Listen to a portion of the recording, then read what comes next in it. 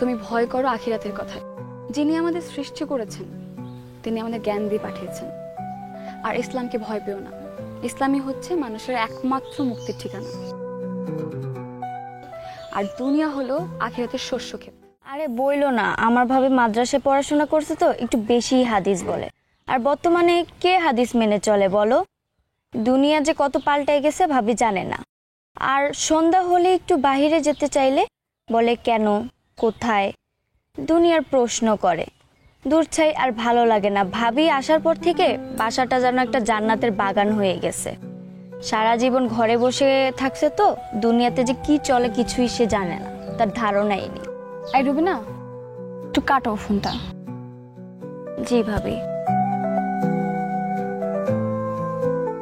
মা কোথায়? মাকে দেখেছো? আম্মা কোথায় গেছে বলতে পারি না। আমার জন্য নাস্তা আনছো? তুমি খাবে?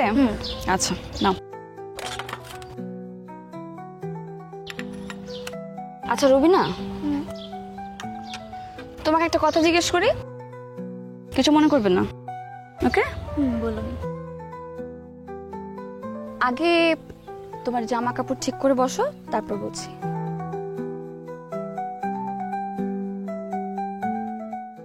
আচ্ছা, তুমি কি কোনো ছেলের সাথে কথা বলছিলে? হ্যাঁ, আমরা একসাথে পড়ি, ক্লাস করি।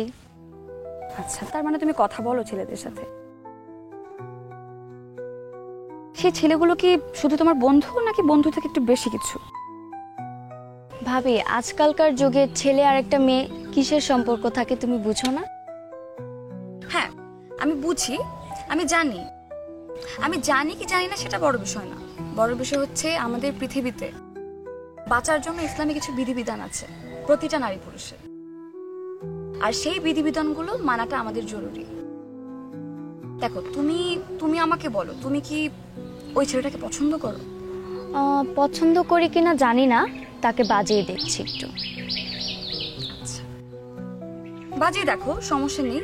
তবে আমি তোমাকে একটা কথা বলবো, যদি তুমি ছেলেটাকে পছন্দ করো তাহলে অবশ্যই আমাকে জানাও, আমি তোমাদের বিয়ের ব্যবস্থা করব। আর যদি পছন্দ না করো তবুও আমাকে জানাও, আমি তোমাকে একটা উপদেশ দেব। উপদেশটা কি? তাহলে আজ থেকে সেই ছেলের সাথে তুমি ভিডিও কল আর কোনো কথা বলবে না, আর সরাসরি দেখা করবে না। দেখো, একজন মানুষের যেমন জন্ম আছে তেমন মৃত্যুও আছে। প্রতিটা মানুষকে একদিন মৃত্যুর স্বাদ গ্রহণ করতে হবে। তুমি মৃত্যুকে বিশ্বাস করো তো?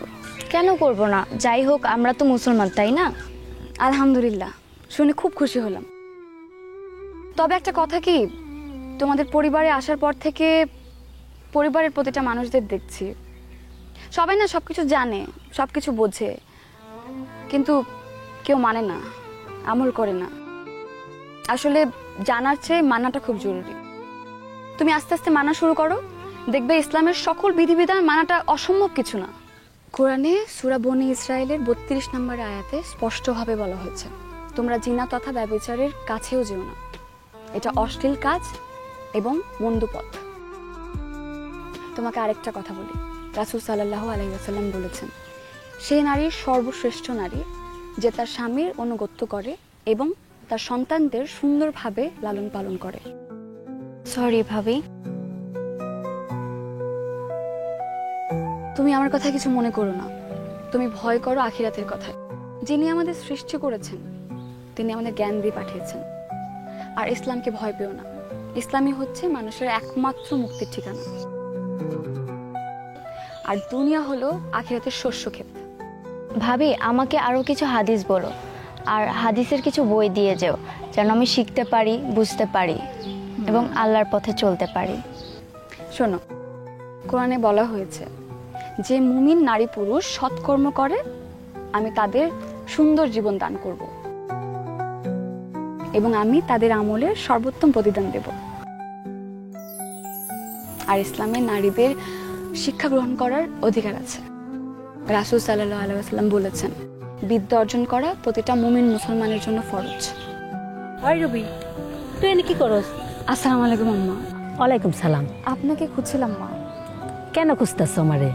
নাস্তা বানিয়েছিলাম। আচ্ছা মা, নামাজের সময় তো হয়ে গেছে, চলেন উজু করে নামাজটা পড়ে নিই। নামাজ পড়বো?